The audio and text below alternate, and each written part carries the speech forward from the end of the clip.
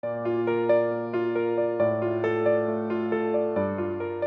말씀은 야고보 4장 13절에서 17절까지만 읽겠습니다. 들으라, 너희 중에 말하기를 오늘이나 내일이나 우리가 어떤 도시에 가서 거기서 1년을 머물며 장사하여 이익을 보리라 하는 자들아, 내일 일을 너희가 알지 못하는도다. 너희 생명이 무엇이냐?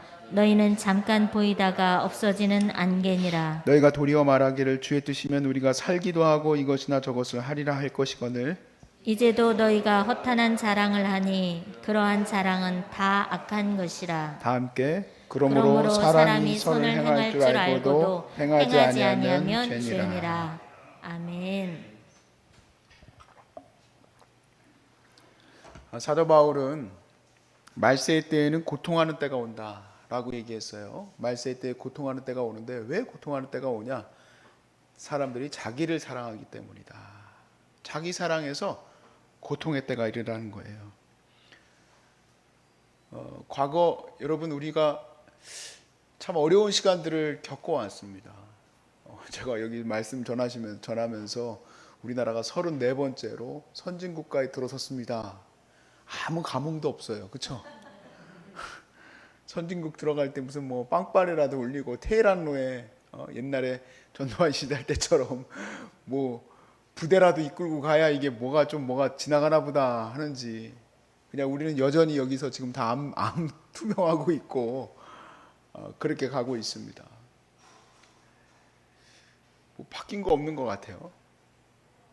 근데 여러분 옛날에 여러분 사시던 때를 생각을 해보세요. 다들 정말 어떻게들 그렇게 이겨내셨는지 놀랍습니다. 저희 어머니도 옛날 얘기를 하시면은 참 그런 때도 있었나 하는 생각도 들어요. 야, 내가 너 기저귀 갈다가 팔 나가는 줄 알았다. 다 그거 찬물에다 빨고 널고. 지금은 기저귀 전부 다 하얀 봉투, 빨간 봉투 안 됩니다. 불연성 하얀 봉투에다 넣어가지고 다 갖다 버리죠. 시대가 많이 변하고 더 좋아지고 더 사람들이 행복해질 것 같은 시대가 왔지만 그렇지도 않아요. 옛날을 더 좋아했던 사람들도 있고, 또 그러니 우리가 깨달아야 될 것은 세탁기 갖다 놨다고 행복해지는 거 아니고, 또 그리고 자동차 외제차 다 끈다고 좋아지는 것도 아니에요. 진짜 좋아지는 것은 뭘까? 서로 사랑하고 사는 거예요. 그리고 주님께 감사하고 사는 거예요. 오늘 주신 삶을 감사하고 사는 거. 좀 죄송스럽습니다만 여러분께 한 가지 더 플러스로, 우리 환우들이니까 말씀을 드리면, 암 나으면 물론 너무 좋죠. 암 나으면 그거보다 좋은 게 어디 있겠습니까? 그래서 또 그 암 나은 이후 포스트 암 그 생활에서 여러분이 또 웃고 떠들고 즐겁고 행복할 일이 지금보다 많을까? 안 그럴 수도 있습니다. 바로 오늘이 주님께 감사하고 주님이 주신 날을 기뻐해야 될 날이라, 이렇게 좀 말씀을 드리고 싶어요. 그런데 말세의 고통이 이르는 것은 어쩔 수 없이 이 말세에는 여러 가지 시험과 어려움이 닥친다 했어요. 야고보 사도가 굉장히 지금 강조하고 시작했던 본문의 내용이죠. 마지막 때에 어려움이 닥치게 되는데 그때 서로 돕지 않으면 정말 이겨낼 수가 없습니다. 여기 돈이 많은 사람, 돈이 적은 사람 제가 구별해서 방을 배정하고, 또 그리고 여러분들에게 식사 대접도 돈 VIP로 내셨으니까 특별히 이번에는 한우로 나갑니다 하고 말씀을 드리고, 돈 냈든지 말든지 한 사람들은 저쪽에 가가지고 라면을 먹든지 말든지 하시오. 여기는 그렇게 구별이 되어 있지 않습니다. 물론 제가 몇 분에게는 조금 그렇구나 하고 생각이 들어서 정말 보호자가 필요하신 분이 아님에도 불구하고 1인실을 내어드리기는 했지만, 1인실은 더 많이 힘드신 분들이 가는 곳이고, 그리고 다인실은 조금 그래도 괜찮았다는 말이 좀 이상해. 암 환자들이 괜찮다는 말이 좀 그렇지만 아무튼 그런 분들에게 2인실, 4인실로 갈 수 있도록 해놓은 곳이에요. 여기는 구별도 없고 나눔도 없습니다. 오직 하나님의 은혜만 있는 곳이에요. 그래서 그 고통이 조금은 감해질 수 있을 거라 생각이 들어요. 여러분의 무게가 조금은 좀 나아질 수 있기를 축복합니다. 축복해요. 자기 사랑하는 시대가 점점 더 강화될까 봐 걱정입니다. 또 강화되고 있습니다. 그렇기 때문에 더 고통스러운 시대가 더 강화될 거라 생각되어서 또 마음이 아픕니다. 현대가 그런 세상이에요. 현대가. 여러분 정말 인터넷이나 이런 데다가 뭐 이렇게 올리는 것들이 많이 있습니까? 우리 젊은 청년들이나 또 새로 부부된 사람들이나 다 이런 사람들 제 SNS에 올라오는데, 왜냐하면 제가 청년 사역을 16년을 했으니 대부분 저하고 연결된 사람들은 대부분은 다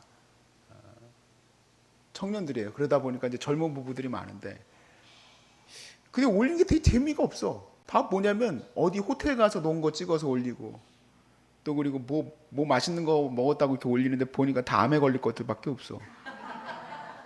튀김새우 먹고 뭐 이랬던 것들, 뭐 여기서 먹었다 뭐 이렇게 해가지고 올리고, 여기서 올리는데 야 그거 먹으면 암에 걸려 하고 올릴 수도 없고, 그런 것들만 자랑해. 그런 것들이 사람들 앞에 어떤 것이 될까? 요한 사도가 말한 대로 이생의 정욕, 안목의 자랑.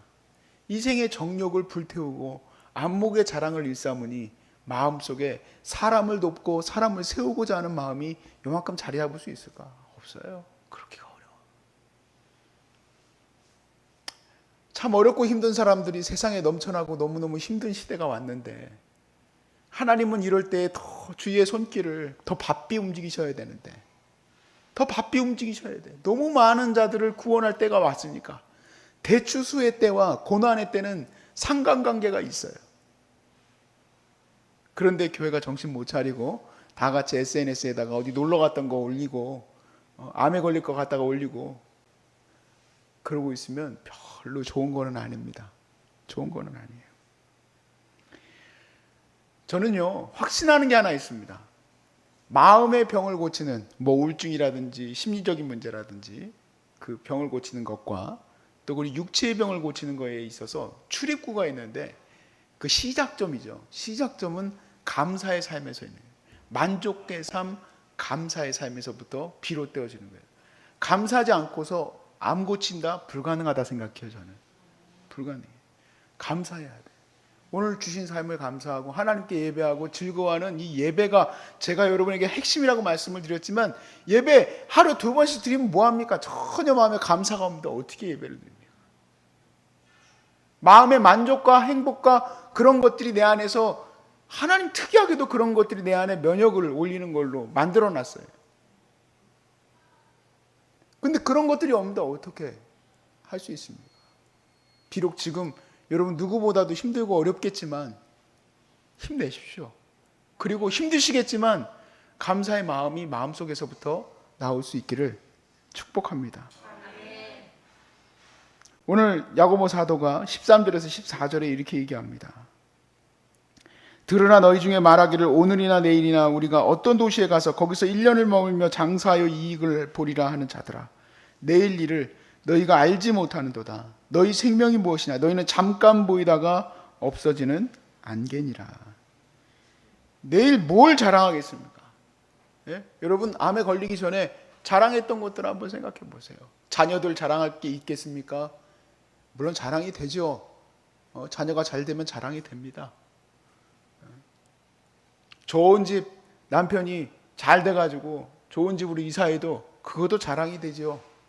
다 자랑이 돼요. 그런데 어느 날 갑자기 감기인 줄 알았는데, 몸이 조금 많이 아파서 병원에 왔는데 암이라고 하면 다 스탑되는 거예요. 다 올스탑이에요. 뭘 자랑합니까? 우리 인생은 정말로요, 안개예요, 안개. 잠시 있다가 사라지는 존재에 불과해요. 우리가 내일 일을 자랑할 것들이 아무것도 없는 것처럼 반대로 내일 일을 걱정할 것도 없다는 거예요. 우리는 자랑할 게 그러나 없는 거냐?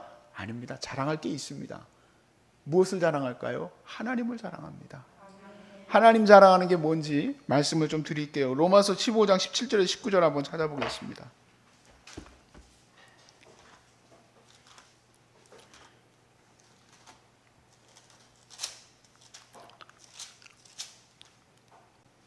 로마서 15장 17절에서 19절.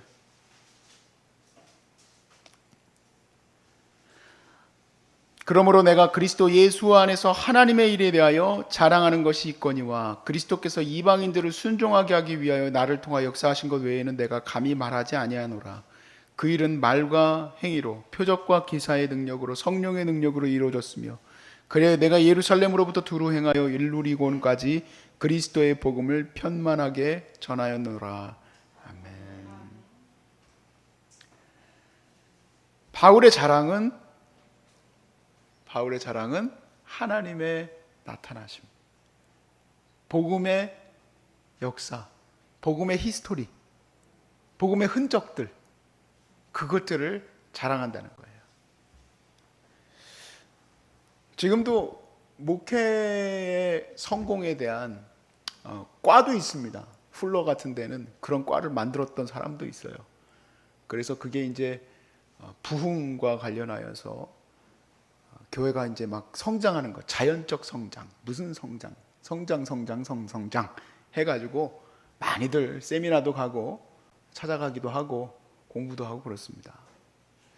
근데 사도 바울의 이 말씀을 보면 어떻게 해야지 많은 사람들을 전도하고 세워나갈지에 대한 구절은 한 구절도 없어요.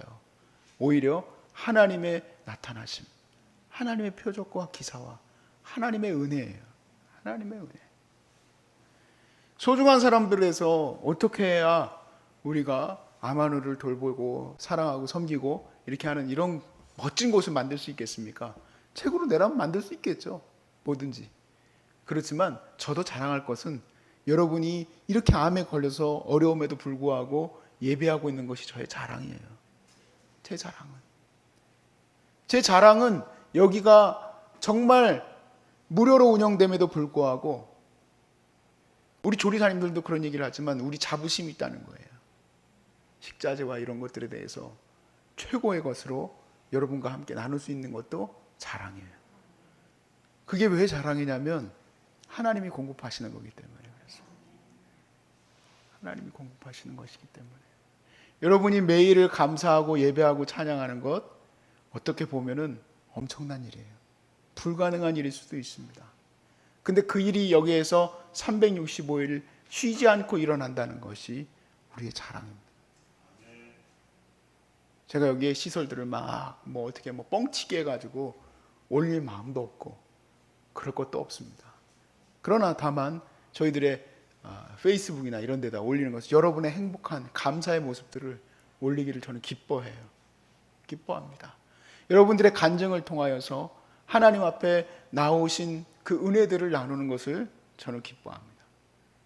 하나님 앞에 그런 것은 감사해요. 제 자랑이에요. 여러분이 제 자랑입니다.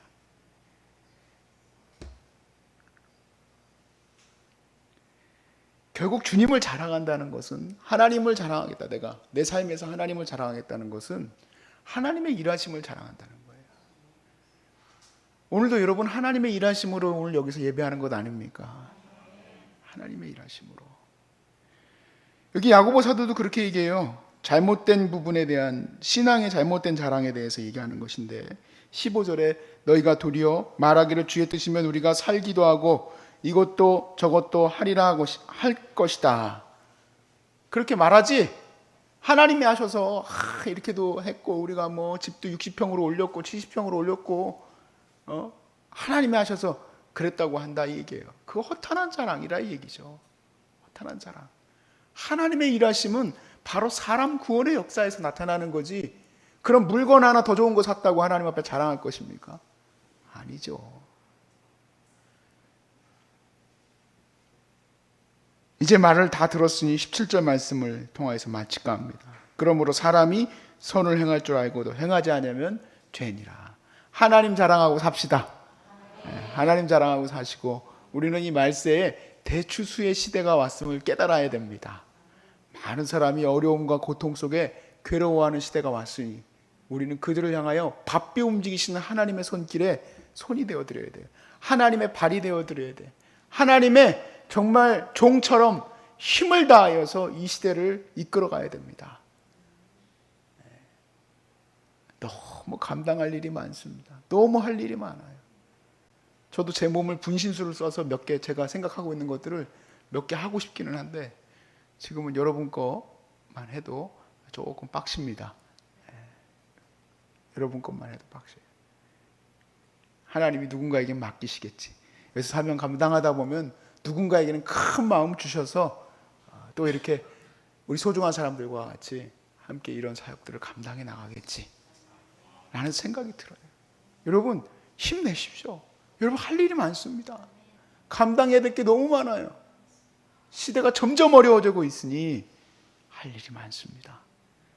반드시 나와서 주님의 역사를 자랑하시고 주님의 은혜를 찬양하시고 오늘도 주님을 감사하고 찬양하고 사시기를 주의 이름으로 축복합니다.